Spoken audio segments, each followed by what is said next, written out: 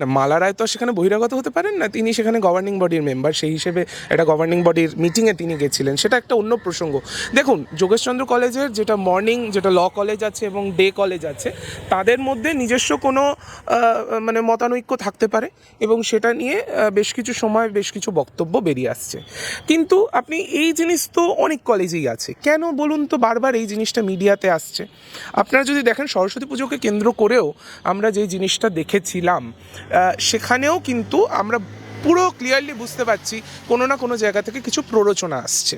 এবং এটা তো অস্বীকার করার জায়গা নেই যে যোগেশচন্দ্র কলেজের প্রিন্সিপাল তিনি কে, তিনি তো বিজেপির একজন মুখপাত্র, সেটা আমরা জানি। তো তিনি তার মতাদর্শ তার কিছু ছাত্রছাত্রীকে দিয়ে তুলে ধরছেন কিনা সেটা আমরা বলতে পারবো না। বাংলা হান্টের আরো খবর দেখতে নজর রাখুন। বাংলা খবর মানেই বাংলা হান্ট।